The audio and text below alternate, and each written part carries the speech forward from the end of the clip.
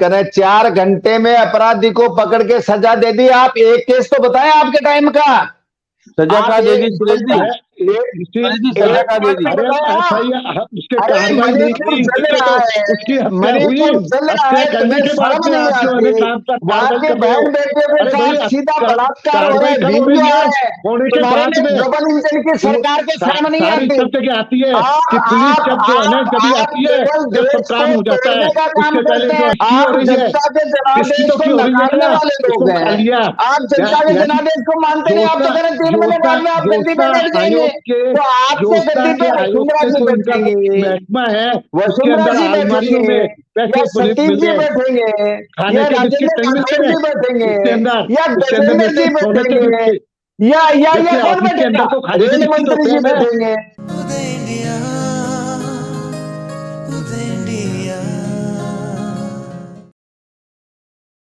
नमस्कार, उदय India digital में स्वागत है आपका। मैं हूं अंशुमान आनंद। राजस्थान की राजनीति में बहुत हंगामा मचा हुआ है। वहां पे एक लाल डायरी बहुत चर्चा में है। आज दिन में वहां विधानसभा में भारी हंगामा हुआ। राजेंद्र गुढ़ा जी को, जो कि गहलोत सरकार में मंत्री थे, को विधानसभा से धक्के मार के बाहर निकाल दिया गया उनके बगावती तेवर को देखते हुए।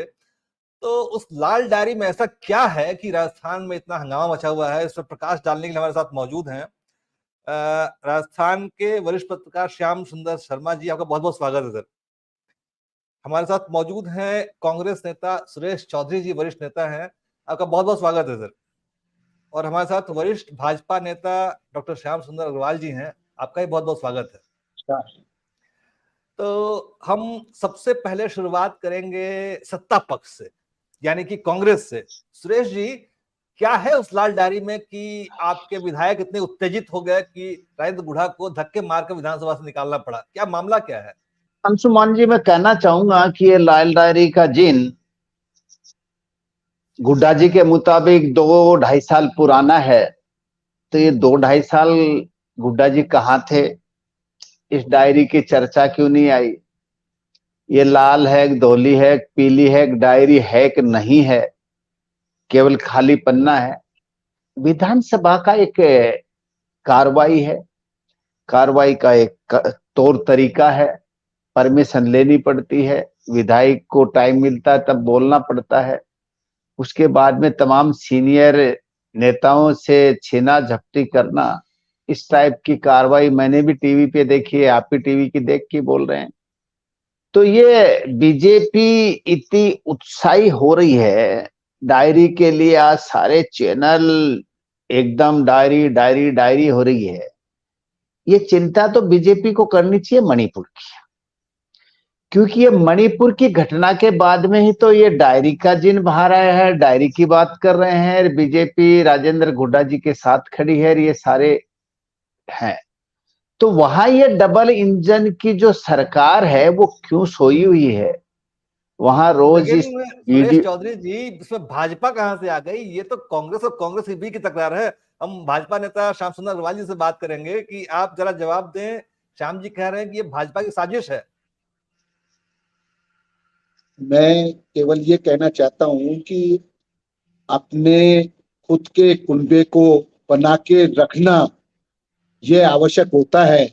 अगर आपके कुनबे में से कोई जा रहा है या कुनबे के अंदर कोई बोल रहा है तो निश्चित तौर के ऊपर उससे किसी न किसी प्रकार से जाति अन्याय और उसको माना नहीं होगा।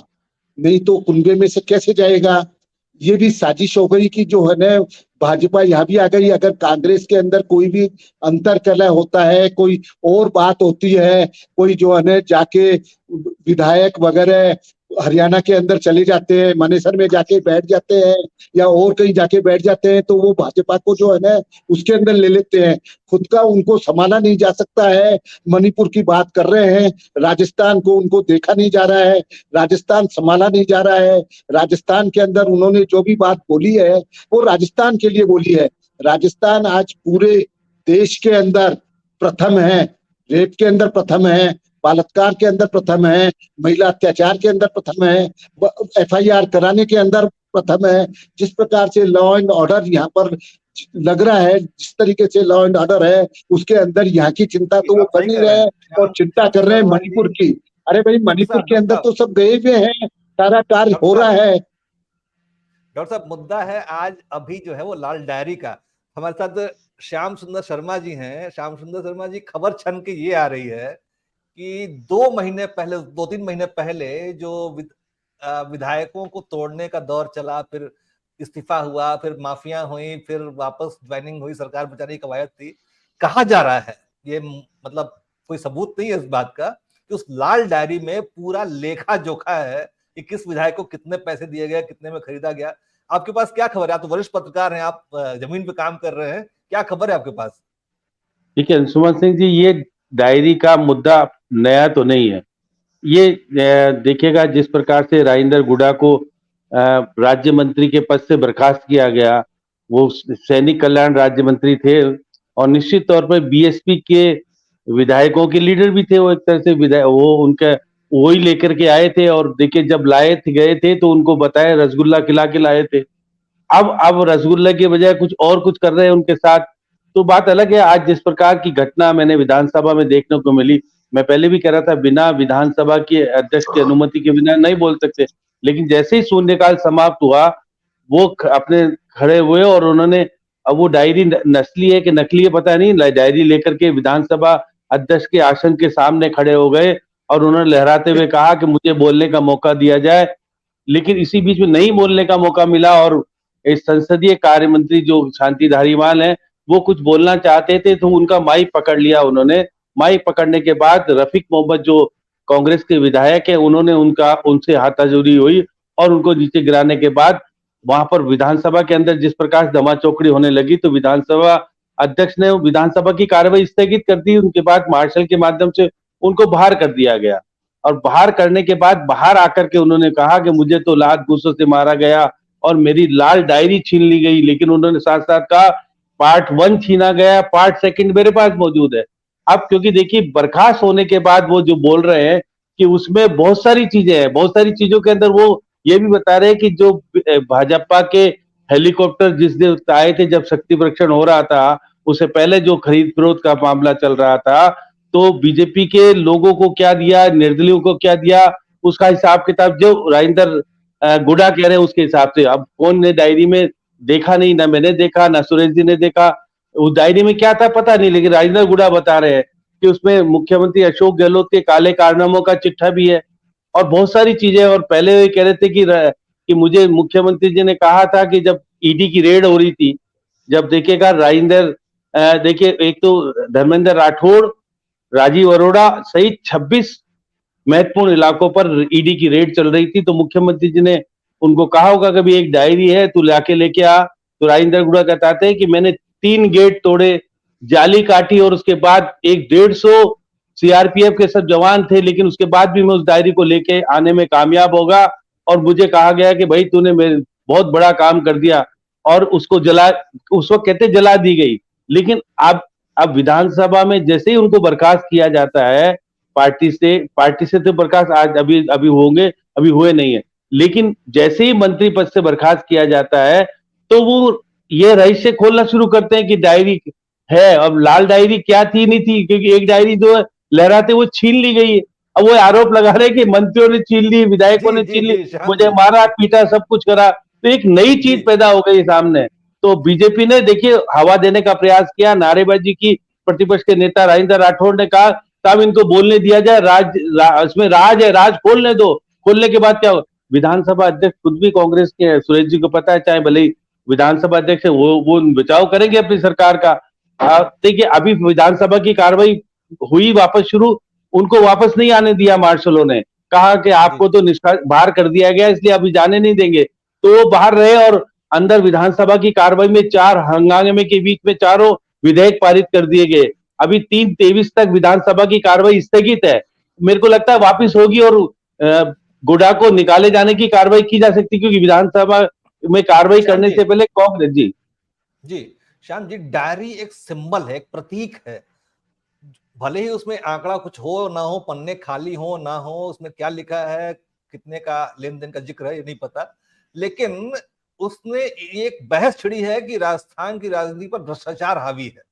ये इस बात से ये संकेत मिलता है। इस पे सुरेश चौधरी जी क्या कहना है आपको? क्या आपको नहीं लगता है कि राजस्थान की राजनीति में भ्रष्टाचार हावी है? अचानक से विद्रोह होता है, फिर विद्रोह शांत हो जाता है, फिर हंगामा होता है, फिर शांत हो जाता है। मतलब क्या है ये, ऐसा क्यों हो रहा है? करप्शन के चार्जेस आप पे हैं, आपकी सरकार पे?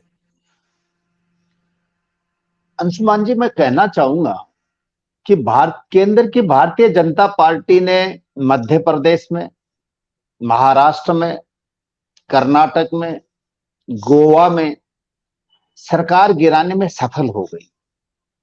और राजस्थान के मुख्यमंत्री जी इतने संवेदनशील हैं, उन्होंने अपने विधायकों को और सरकार को इतना चाक चौबंद करके रखा कि बीजेपी चाहते हुए भी राजस्थान की गवर्नमेंट गिरा नहीं सकी। तो बीजेपी के जो राजस्थान से सांसद हैं, कई मंत्री हैं, उनकी एक पीड़ा है, चाहे देश के गृह मंत्री हो, उनके भी एक पीड़ा है कि मैंने सब जगह सरकार गिरा दी, लेकिन वो सरकार गिराने में मैं राजस्थान में सफल नहीं हो पाया।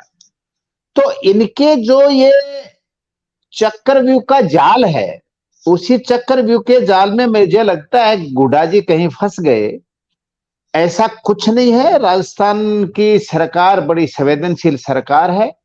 और यहां जब केंद्र की सरकार है, हमारी सरकार में अगर कोई भ्रष्टाचार है तो इनके पास एजेंसियां हैं ना। ईडी के छापे इन्होंने डाले, सीबीआई भेज के देख लिया, इनकम टैक्स को भेज के देख लिया। ये लाल डायरी की भी बात आ रही है, तो श्याम जी ठीक कह रहे थे कि ईडी का और सीबीआई का छापा डाल रखा था 26 जगह।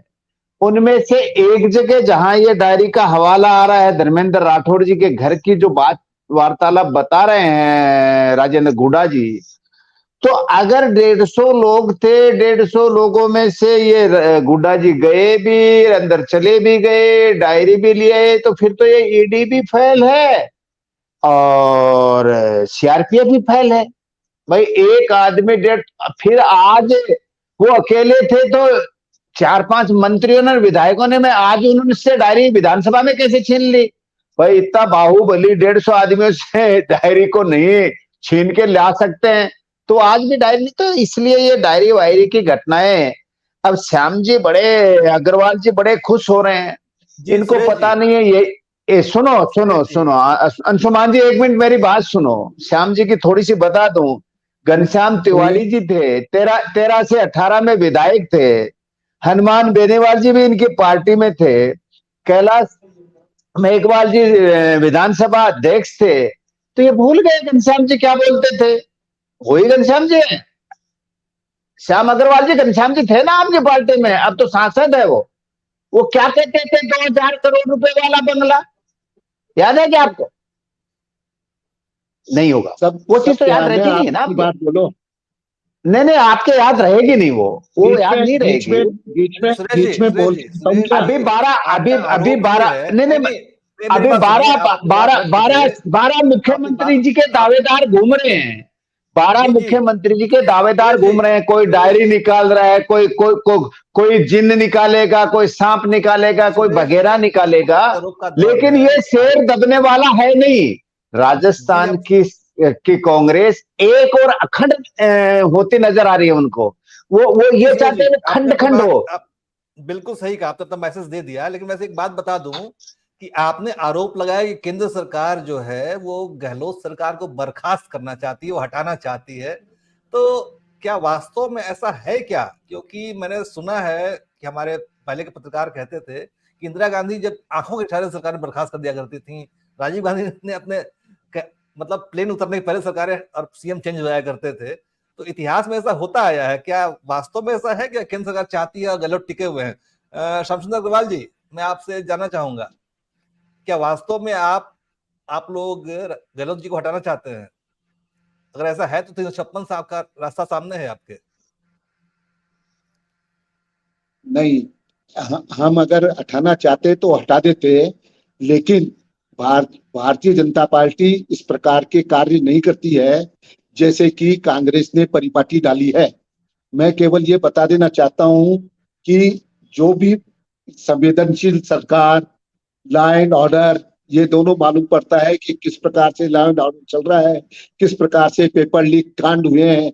अरे भाई, उन्होंने जो बातचीत करी थी गुड्डा जी ने या भरत जी ने या और जो दूसरे कर रहे हैं या दिव्या मदेरणा जी ने जो बातचीत करी थी, वो बातचीत क्या कही थी? उन्होंने तो सिंपली ये बात कही थी ना कि मणिपुर के अंदर जो हो रहा है, पहले अपने देश को, अपने प्रदेश को संभालो, उसके बाद में वहां देखना। इतनी सी बात कही थी उन्होंने तो। और इतनी सी बात को कहने के अंदर उन्होंने कहा कि इनको मंत्री पद से ही हटा दो। अरे भाई, इसके अंदर क्या बातचीत उन्होंने कही थी? उन्होंने तो जो बातचीत कही है वो सब पेपरों के अंदर पूरे के पूरे डाटा है, वो डाटा उन्होंने बातचीत कही है। और उस बातचीत के अंदर संवेदनशील ऐसे हैं कि उसके अंदर आनंद फानन के अंदर उनको उसी टाइम बर्खास्त कर दिया जाता है। अरे भाई, बर्खास्त कर दिया जाता है जब उनको ले लिया गया, उन सारे विधायकों को, इनको तो क्या किया उनका किया कि सबको मिनी मुख्यमंत्री बना दिया। तुम लूटो खसोटो कुछ भी करो, मेरी सत्ता बनी रहनी चाहिए, और इसके अलावा कोई किसी प्रकार का काम नहीं है मेरे पास केवल एक ही काम है कि ये सत्ता मेरी बनी रहे, बस। तो इस प्रकार का जो उन्होंने पूरे राजस्थान के अंदर, पूरे प्रदेश के अंदर ये कुचक्र चला रखा है, कुशासन चला रखा है, जंगल राज चला रखा है, वो किसी भी तरीके से मानने लायक हो सकता है क्या? आज जिस प्रकार से विधानसभा में कार्रवाई करी है वो शर्मनाक है। क्या उसको धक्के मार के बाहर निकलवा दिया गया है, उसको अपन ने किसी भी तरीके से माइक खींच लिया है उनको। तो ये सब चीजें थोड़ी है। बात तो एक छोटी सी लाल डायरी की है, लाल डायरी के अंदर वो बता देते, वहां दिखा देते, तो उससे कौन सी बड़ी बात हो जाती है उनके लिए? ये सब बातें अपन को सत्ता पक्ष में होते हुए किसी भी तरीके से उचित नहीं होती है। और ये जनता जो है ना, सरकार जा रही है, इसलिए इस टाइम इतने ज्यादा आवेश के अंदर आ रहे हैं कि वो पूरा का पूरा कि जो भी सामने आ जाए उसको हटा दो। ये बात माननीय उनकी मुख्यमंत्री जी की चल रही है। इसके अलावा जो उनके साथ में है वो सारे के सारे उसी लहजे के अंदर कार्य करे जा रहे हैं। राजस्थान का, प्रदेश का कोई धनी धोनी नहीं है। एक बड़ा आपने बहुत सारे आरोप लगा दिए कि सरकार कुचक्र रच रही है, सरकार भ्रष्टाचारी है, अपराध बढ़ रहा है। तो केंद्र में तो आपकी सरकार है ना। इंदिरा गांधी ने 50 सरकारें बर्खास्त की थी एक झटके में, है ना। आप क्यों नहीं बर्खास्त करवाते हैं अपनी इस गलत सरकार को? अगर इतना ही अगर सरकार गलत काम कर रही है तो जनता ही बर्खास्त करने पे रुकी हुई है ना। अब वो ठीक है, आप अपने माथे पे क्यों ले रहे हैं? अब जनता कितने से रोज रह गए, जो आने वाली है वो अभी आने वाली है, या जो आदर्श आचार संहिता लगने वाली है, सरकार रहेगी कहाँ? जी जी जी। अच्छा श्याम जी, एक बड़े राज की बात है कि चुनाव से ठीक 2-3 महीने पहले एक राज्य मंत्री जो कि मुख्यमंत्री के बड़े करीबी हुआ करते थे, जिसको उन्होंने बसपा तोड़ के शामिल किया था, दूसरी पार्टी से शामिल किया था और मंत्री बनाया था, उनको पूरे 5 साल मतलब 4.5 साल खत्म होने के बाद चुनाव से 3 महीने पहले होश आता है कि नहीं, करप्शन बढ़ रहा है, नहीं अपराध बढ़ रहे हैं, और मणिपुर को मत देखो, राजस्थान को देखो। ये अचानक से हृदय परिवर्तन क्यों हुआ था रैन गुड़ा जी का? देखिए अंशुमान सिंह जी, हृदय परिवर्तन करने का कारण तो बहुत अलग है कि उनको विभाग क्या दे रखा था। उनको मलाईदार विभाग दिया ही नहीं। अब सुरेश जी तो इस पे कहेंगे नहीं, क्योंकि मुख्यमंत्री जी ने कहा था कि मैं सब कुछ दूंगा, लेकिन उनको दिया सैनिक कल्याण राज्य मंत्री, जिसके पास 250-300 कर्मचारी होते हैं पूरे राजस्थान में। तो बार बार कह रहे थे, भाई मैं जब लेके आया 6 विधायकों को बीएसपी के, तो मैं तो कम से कम कैपेबल था कि कैबिनेट मिनिस्टर भी नहीं बनाया, राज्य मंत्री बनाया, वो भी सैनिक कल्याण राज्य मंत्री बनाया। तो ऐसी स्थिति में देखिएगा जो कुछ देखने को मिल रहा है। अब जो आप कह रहे हो कि उनके दिमाग में अभी क्यों आया ऐसी सब चीजों को, तो देखिए कारण है उसका। देखिए जिस प्रकार से बार बार बात आ रही थी कि हम तुमको कुछ देंगे, और वो सचिन पायलट के पक्ष में शुरू हो गया था बोलना। और सचिन पायलट ने जब देखिए 125 किलोमीटर की यात्रा की अजमेर से जयपुर तक की, और वसुंधरा जी के कारनामों की जांच कराने के लिए, आरपीसी का परिवर्तन कराने के लिए, या पेपर लीक के अंदर कोई कठोर कानून बनाने के लिए मांग करने के लिए वो समर्थन में चले गए थे, और समर्थन में चले गए थे तो उनको लग रहा था कि मेरी स्थिति ठीक कंट्रोल में नहीं है। लेकिन जैसे ही सोनिया गांधी ने केंद्र सरकार के खिलाफ मणिपुर आंदोलन को हवा देने का प्रयास किया, तो उन्होंने यहाँ पंचर कर दिया। उन्हें विधानसभा के चलती विधानसभा के अंदर अगर कोई मंत्री जो कांग्रेस का है, अब तो कांग्रेस का मंत्री अब सोनिया गांधी के आंदोलन को पंचर करने का प्रयास करे, तो उन्होंने कहा ये अच्छा मौका है, मंत्री को बाहर भी कर देंगे, सचिन पायलट को सबक भी सिखा देंगे, और ये भी जता देंगे देखिए सोनिया जी मैं आपके खिलाफ बोलने वालों को रखता नहीं हूं। तो देखिए मंत्रिमंडल में विस्तार करने की बात आ रही थी, जब नहीं किया तो उन्होंने प्रस्ताव लिया। और मैं भी देखिएगा कि कल प्रेस कॉन्फ्रेंस में गया था मुख्यमंत्री जी की भी, तो वहां रंधावा जी से मेरी बात हो रही थी कि मैंने कहा रंधावा जी ये जब ओबीसी से मिलने गए थे कुछ दिन पहले, जब आपने ना तो कार्रवाई की ना नोटिस दिया, जब आप पार्टी की गलत गतिविधियों को का सामने नहीं आया था, तब उस वक्त मेरे को उन्होंने कहा कि हाँ हमारी गलती हुई, हम उस वक्त भी कार्रवाई कर दे। लेकिन क्योंकि हमारी सोनिया गांधी जो मुहिम चला रही है उसकी खिलाफत अगर कोई करेगा तो हम कैसे कहेंगे केंद्र में जाकर के कि राजस्थान में, जब देखिए प्रधानमंत्री जी कहते हैं राजस्थान छत्तीसगढ़ फिर मणिपुर का नाम लेते हैं, तो देखिएगा दोनों तरफ से स्थिति बनती है। तो इस कारण से जिस तरह की स्थिति बर्खास्त करने के बाद अब ये लाल डायरी का मामला खुलने लगा कि लाल डायरी मेरे पास है, लाल डायरी का मैं खुलासा विधानसभा में जाके करूंगा। और विधानसभा की कार्रवाई जैसे आज शुरू होती है तो चले गए विधानसभा के अंदर, वो डायरी फर्जी थी या कौन सी थी, एक डायरी जरूर लेके गए।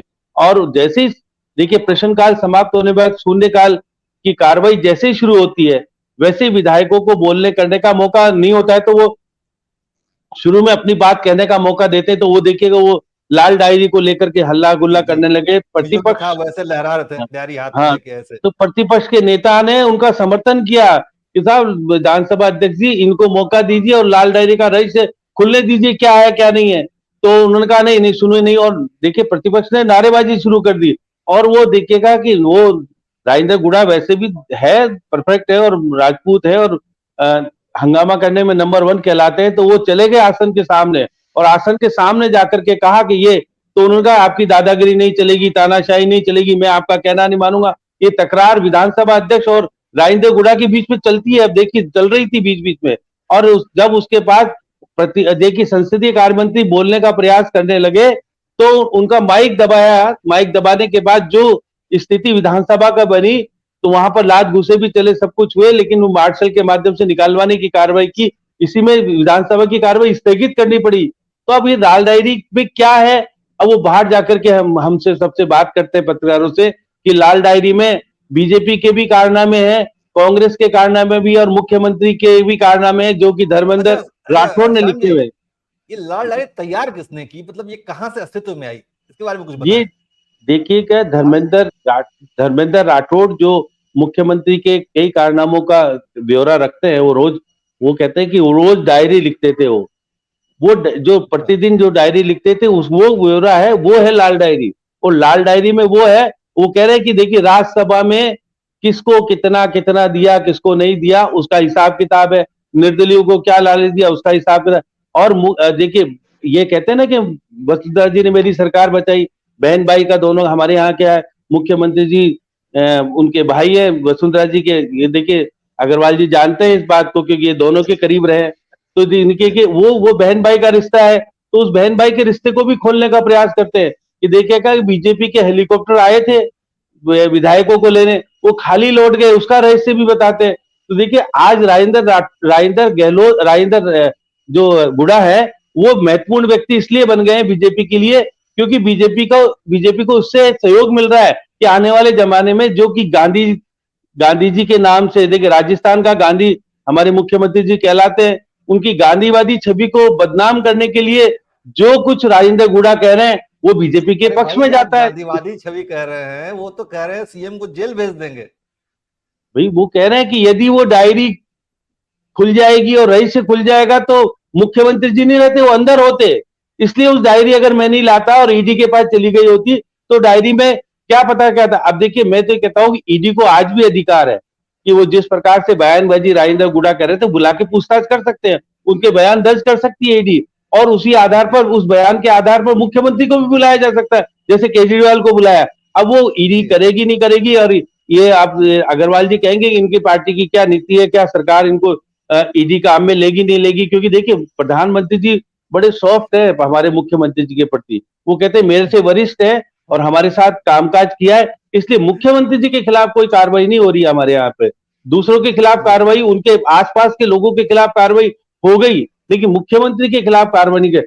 चाहे भले ही गृह मंत्री जी देखिए सीधे आरोप लगा देते हैं, सब कुछ कर देते हैं, और हमारे मुख्यमंत्री जी भी गृह मंत्री के आरोप लगा देते हैं, कितने पैसे दिए थे, अगर तुमने खर्च कर दिए तो मैं एआईसी से दिला करके देने के लिए तैयार हूं। तो ये जिस तरह का माहौल नया तैयार हो गया है, जिस तरह की स्थितियां पैदा लाल डायरी ने कर दी है, लाल डायरी ने किस किस को लाल किया नहीं किया वो तो बात की बात है। श्याम जी, मामला ये है ना कि डायरी की पॉलिटिक्स जो है ना बहुत चलती आई है। एक आपको जैन हवाला डायरी का भी कांड हुआ था, आडवाणी जी का भी नाम आया था, बाद में कुछ नहीं हुआ उसमें। अब पता नहीं, देखते हैं इस लाल डायरी का क्या होगा। वैसे सुरेश जी, राजेंद्र गुढ़ा का एक और आरोप था इस लाल डायरी के पहले, लाल डायरी तो करप्शन के मामले से जुड़ी हुई है, वो है प्रदेश में अपराध बढ़ने की समस्याओं पर था ना। आंकड़े बता रहे हैं कि अब इस साल 7,093 हत्याएं हुई हैं, 7,093 बलात्कार हुए हैं, 1836 हत्याएं हुई हैं। कि आंकड़े चिंताजनक हैं। क्या आपको नहीं महसूस होता है कि अपराध राजस्थान में लगातार बढ़ रहे हैं? एक मानवीय संवेदना के साथ बताइए, आप इस वक्त नेता नहीं है, एक सामान्य राजस्थान के नागरिक के तौर पर बताइए, क्या आपको नहीं लगता कि राजस्थान में अपराध बढ़े हैं? नहीं, मैं अंशुमान जी ये बात स्वीकार करता हूं कि किसी भी राजस्थान के बहू के, बेटी के साथ बलात्कार जैसी घटना होती है, ऐसी घटना को कोई भी राजस्थानी, हम नहीं, कोई भी आदमी उसको कतई स्वीकार नहीं करेगा, कतई उसका समर्थन नहीं करेगा ये ऐसी घटनाओं का। लेकिन एक बात स्वीकार करनी पड़ेगी कि राजस्थान में कोई घटना होती है तो 2 घंटे बाद में उसको पकड़ के लोगों को जेल में डाल दिया जाता है। घटना करने वाला व्यक्ति के लिए उसको पुलिस का पकड़ने का काम 2 घंटे में होता है राजस्थान में। लेकिन और एक साइड में, लेकिन कानून की हनक कहाँ है? अपराध करने की नहीं हिम्मत कैसे हो रही है अपराधियों को? नहीं, ये बात आप ठीक कह रहे हैं कि कानून के, लेकिन अपराधी तत्व सब सारे कानून बने हुए हैं, धारा 302 बनी हुई है, उम्र कैद की, फिर भी मर्डर होते हैं ना, पूरे देश में होते हैं ना। मैं दूसरे नेचर का आदमी हूं, मैं कह रहा हूं कि कतई राजस्थान में सिंगल बलात्कार नहीं होना चाहिए। ये बात राजस्थान सरकार की जिम्मेदारी है, कानून व्यवस्था अच्छी हो, ये राजस्थान में कांग्रेस की सरकार है, उसकी जिम्मेदारी है। हम हमारी जिम्मेदारी से दूर नहीं हट रहे, हम हमारी जिम्मेदारी को बड़े संवेदनशील तरीके से स्वीकार भी करते हैं, लागू भी करते हैं, प्रशासन चला भी रहे हैं। बाकी जो समाज के अंदर ऐसा ये एक राक्षसीय प्रवृत्ति का जो इंसान 2-2, 3-3 साल की बच्चियों के साथ बलात्कार करना, सब अपन समझते हैं कि जिस बच्ची को कोई ज्ञान नहीं है, तो ऐसे प्रवृत्ति के लोगों को, समाज को भी उसके लिए अवेयरनेस लाने का काम करना चाहिए। लेकिन मैं कह रहा हूं कि राजस्थान सरकार को नहीं मानते क्या जो अपराध? नहीं, मैं कह रहा हूं साहब कि राजस्थान की सरकार ने, नहीं अंशुमान जी, राजस्थान सरकार के मुख्यमंत्री जी ने एक, पहले इसकी सुनाई नहीं होती थी। श्याम जी की जब सरकार थी 13 से 18 के बीच में, तो यहाँ कोई सुनाई नहीं होती थी। वहां बजरी माफिया, खनिज माफिया, भू माफिया, दारू माफिया, सारे माफियाओं का सिस्टम चलता था, रिपोर्ट दर्ज होती नहीं थी। लेकिन हमारी जब से गवर्नमेंट आई 18 में, तो मुख्यमंत्री जी ने कह दिया भाई कि सारी रिपोर्ट दर्ज होंगी, उसके लिए अलग से अधिकारी निकाल दिए। तो आज रिपोर्ट दर्ज होती है, रिपोर्ट दर्ज होने के बाद में कितने केसेज हैं वो फर्जी मिलते हैं, फर्जी रिपोर्ट भी होती है। लेकिन मैं फिर भी ये कहूंगा कि किसी भी नागरिक के साथ अत्याचार नहीं होना चाहिए, बलात्कार जैसी घटना तो होनी नहीं चाहिए। बीजेपी की सरकार की तरह हमारा नेचर भी नहीं है कि रात को 12 बजे लाएंगे, जलाएंगे, केरोसिन तेल डालेंगे, किसी की सूचना लेंगे कि नहीं लेंगे। इनकी सरकार क्या कर रही है उसमें भी हम नहीं जाएंगे। लेकिन भाजपा के हम बात दूसरी कर रहे हैं कि आज मणिपुर जल रहा है, उनकी चिंता नहीं है इनको, हम बात करेंगे उस पर, उनकी चिंता नहीं है इनको। अरे ये जो बात करते हैं बीजेपी वाले, इनके मणिपुर में बात नहीं कर रहे हैं, राजस्थान में बात कर रहे हैं, उससे बात करेंगे बाद में। डॉक्टर साहब, सुरेश चौधरी जी का आरोप है कि उनके शासन काल में यानी कांग्रेस के शासन काल में अपराध दर्ज हो रहे हैं और आपके शासन काल में तो अपराध दर्ज ही नहीं होते थे, इस वजह से अपराधों की संख्या कम थी। क्या जवाब है आपका? अभी जो हत्याएं हुई हैं वो फर्जी हुई हैं, वो हत्याएं फर्जी हुई हैं, जो बलात्कार हुए हैं वो फर्जी हुए हैं, उनकी फर्जी एफआईआर दर्ज हुई है। ये यानी अपने आप के अंदर इस प्रकार से जो सही है उसको भी जुटलाना, जो रोज आज न्यूज़पेपर्स आते हैं, रोज पेपर्स आते हैं, रोज चैनल्स के ऊपर आप देखें कि आज यहाँ हत्या हो गई, यहाँ डकैती डल गई, यहाँ ये हो गए, सारे के सारे जो गैंग्स हैं पूरे के पूरे देश के अंदर उनका आश्रय स्थल राजस्थान बना हुआ है। कह रहे हैं कि हम तुरंत ही उसकी सुनवाई कर लेते हैं, सुनवाई के बाद के अंदर ज्यादा अपराध होने लग गए। नहीं सुनते थे तो कम अपराध होते थे और अब सुन रहे हैं तो ज्यादा अपराध हो रहे हैं। यानी किस प्रकार का अपन तर्क वितर्क चल रहा है, किस प्रकार की सियासत चल रही है, उस जो अपनी परेशानी है, जो अपनी लॉ एंड ऑर्डर की बातचीत है, उसको इसी तरीके से उड़ा रहे हैं। उसको समझ ही नहीं रहे हैं। वो कह रहे हैं कि लॉ एंड ऑर्डर की हमारे यहाँ कोई प्रॉब्लम नहीं है, जबकि पूरा का पूरा देश का डाटा ये कह रहा है कि राजस्थान उसके अंदर प्रथम है।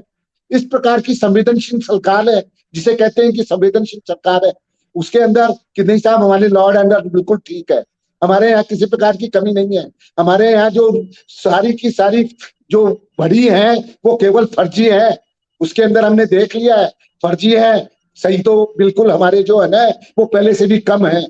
हत्याएं हुई है ये बेकार गलत हुई है, जो बलात्कार हुए हैं वो हुए नहीं है। यानी ये इस तरीके का अगर अपन संवेदनशील हो जाएंगे, इस तरीके की अपन अपनी मंशा बना लेंगे तो आप ये समझ सकते हो कि एक जंगल राज हो जाएगा। चल रहा है जंगल राज, कुशासन चल रहा है, सारे के सारे जो विधायक जितने भी हैं वो सब मिनी मुख्यमंत्री बने हुए हैं, लूट खसोट का पूरा माहौल बना हुआ है। और 3 महीने हैं सरकार जाने के अंदर, जनता अपने आप है जो उसको निकाल देगी, क्यों है जो किसी भी चीज की आवश्यकता पड़ेगी, किसी की चीज की आवश्यकता नहीं पड़ेगी। अब राजस्थान ने सारी देख लिया है, संवेदनशील सरकार को देख लिया है, जो जंगल राज है उसको देख लिया है, लॉ एंड ऑर्डर की सिचुएशन को देख लिया है, भ्रष्टाचार को देख लिया है, जो जिस प्रकार से ये सारे माफिया जिनके अंदर की यहाँ तक कह दिया गया कि शिक्षकों को कि भैया कोई लेता है क्या, कोई पैसे लेता है क्या, तो सारे के सारे शिक्षक खड़े हो गए मुख्यमंत्री जी के सामने।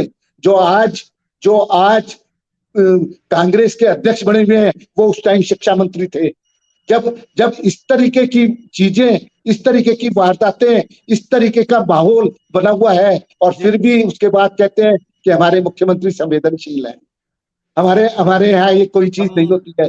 यानी जो चीज हो रही है उसको नाकामी, उसको मानना नहीं, इससे ज्यादा और क्या शासन के अंदर जो है ना कुशासन के लिए होता है। शासन के अंदर कुशासन इसीलिए होता है, जो हो रहा है उसको नहीं माने। जी, जंगल राज और कुशासन। श्याम सुंदर शर्मा जी, राजस्थान पुलिस की जो ऑफिशियल वेबसाइट कह रही है कि हत्या के आंकड़े, लूट के आंकड़े, डकैती के आंकड़े, अपहरण के आंकड़े, बलात्कार के आंकड़े लगातार इंक्रीज हो रहे हैं। 2020 से लेकर अभी तक 3 सालों का डेटा रिलीज किया हम लोगों ने। और लेकिन सुरेश जी का आरोप था कि ये सब पहले भी होते थे और दर्ज नहीं होते थे। आपने वसुंधरा जी का शासनकाल देखा है, आप अशोक गहलोत जी का शासनकाल देख रहे हैं, आप एक न्यूट्रल जजमेंट दीजिए, न्यूट्रल पॉइंट ऑफ व्यू बताइए कि क्या वास्तविकता क्या है, दोनों जनों के जो आरोप है उसमें क्या सच्चाई है? देखिए अंशुमान सिंह जी, दर्ज नहीं होते थे? देखिए घटनाएं तो दोनों शासन में होती थी, पहले भी होती थी और अब भी होती थी घटनाएं। आप हमारे मुख्यमंत्री जी ने ये कह रखा है कि एफआईआर दर्ज कर दो, लेकिन जब अगर करोड़ीलाल मीणा है, सांसद हैं, वो एफआईआर दर्ज कराने जाते हैं तो दर्ज नहीं होती है। अब सुरेश जी बता दें दर्ज कहाँ होती है, वो क्यों मना करते हैं कि हमारी तो दर्ज ही नहीं हुई, और कई मामलों में दर्ज भी नहीं होती है। तो ये बात कहना कि स्वागत कक्ष बना देने से थानों की सुभाष नगर में, मैं रिसेंट बात बता रहा हूँ, सुभाष चौक के ऊपर एक एफआईआर करवानी थी, जो बिल्कुल मामला था उसके अंदर एफआईआर नहीं हुई, मेरे को इंटरफियर करके एफआईआर करवानी पड़ी। कह रहे हैं कि बिना वैसे ही एफआईआर हो जाएगी। अरे भाई एफआईआर और भ्रष्टाचार का तो इतना बड़ा मामला है जिसके अंदर तो हो गई ना, आप गए तो हो गई ना। अरे आपके बाड़मेर की घटना, आपके बीकानेर की घटना, आपके राज्य की घटना याद है क्या?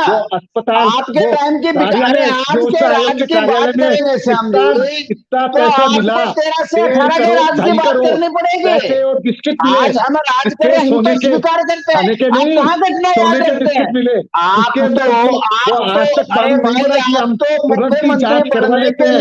जांच किसकी हो रही है? जनता के जनादेश को नकारने वाले लोग हैं।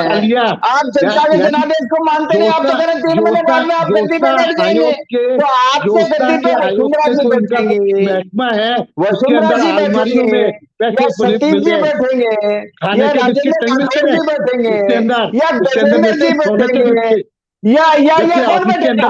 रेल मंत्री जी बैठेंगे, या आपके लोकसभा के अध्यक्ष बिरला जी को बैठाएंगे। इसलिए आप वाले लोग हैं, आपके जनता सुन रही है। राज्य मंत्री, अरे राज्य मंत्री का दर्जा, उसके पास पैसे, उसके पैसे खा लिए, जो पेपर लीक हुआ, आरपीएफ मेंबर, उसके हो गए। अभी तक कोई जांच होके किसी का मालूम नहीं है कि किसके अंदर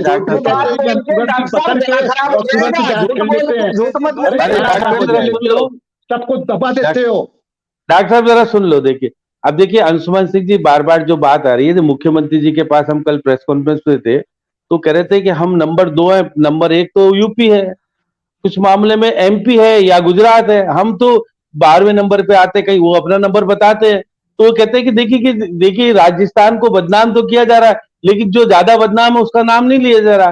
तो ये बात सही है कि जैसे घटनाक्रम होता है, देखिए वसुंधरा जी के जमाने में नाबालिग के खिलाफ फांसी की सजा का प्रावधान किया, लेकिन नहीं रुके, हो रही है घटनाएं तो होती है, लेकिन घटना होने के बाद तत्काल कार्रवाई करते हो वो ज्यादा ठीक है। अभी कार्रवाई तो हो रही है, तो अग्रवाल जी आपको मानना पड़ेगा कि घटना होने के बाद कोशिश होती है, कार्रवाई हो जाती है। अब डेल्टा प्रकरण में तो लंबा चला था और राहुल गांधी को जाना पड़ा था बाड़मेर, उसके बाद सारी बातें हुई थी। देखिए फिर आप देखिएगा, हम कह सकते हैं कि राजस्थान की स्थिति में बिगाड़ तो हुआ है, घटनाएं हो रही है, जब भी तो आप चर्चा कर पा रहे हो आज अग्रवाल जी की ये हो गया नहीं हो गया। लेकिन जो होना चाहिए, शिवराज पाटिल जब गृह मंत्री होते थे अंशुमन सिंह जी और जयपुर आए थे वो, तो वो कहते थे मैं थाने, अब शिप्रापत थाने को चेक करने चले गए कि वो 9001 डिग्री उसको मिला था, प्रमाण पत्र मिला था। उन्होंने कहा कि थाने मुझको 5 स्टार होटल नहीं चाहिए, वहां मुझे स्वागत का बड़ा अच्छा कुछ नहीं चाहिए, कार्रवाई कैसी हो रही है। इसलिए देखिए कांग्रेस के जमाने में उन्होंने मना किया था, ये सब चीज नहीं चलती है, थाना साधारण तरीके से हो तो ठीक है, वहां पे फुवारे लगे हो, टीवी चलता हो, ये करता हो, तो ऐसा तो नहीं चाहिए, वहां न्याय मिले। अब मुख्यमंत्री जी बार बार कह रहे हैं कि स्वागत कक्ष बना दिए हैं, वहां सुनवाई होती है, और सुनवाई कहीं होती है कहीं नहीं होती है, दोनों ही बातें हैं। ऐसा नहीं कि नहीं भी हो रही है। अभी कह रहे हैं अग्रवाल जी मैंने कहा तो दर्ज हो गई, दर्ज नहीं होती। उन्होंने एक वाई मीडिया निकाल लिया कि एफआईआर दर्ज होने के बजाय वो राजनाता रिपोर्ट बना करके दे देते हैं, तो नहीं होती कार्रवाई, बहुत जगह नहीं होती है। तो सुरेश जी खुद भी क्योंकि पार्टी के हैं इसलिए ये खिलाफत कैसे करें, ये तो कहेंगे हमारे यहाँ मुख्यमंत्री जी ने जो नया पेटेंट शुरू हुआ इस कारण से हम बोल पा रहे हैं और सब कुछ कर रहे हैं, लेकिन स्थिति जितनी अच्छी नहीं है सुरेश जी, मान के चलना, ये स्थिति जैसे आप कह रहे हो, जो मुख्यमंत्री जी कह रहे हैं वैसा है नहीं है।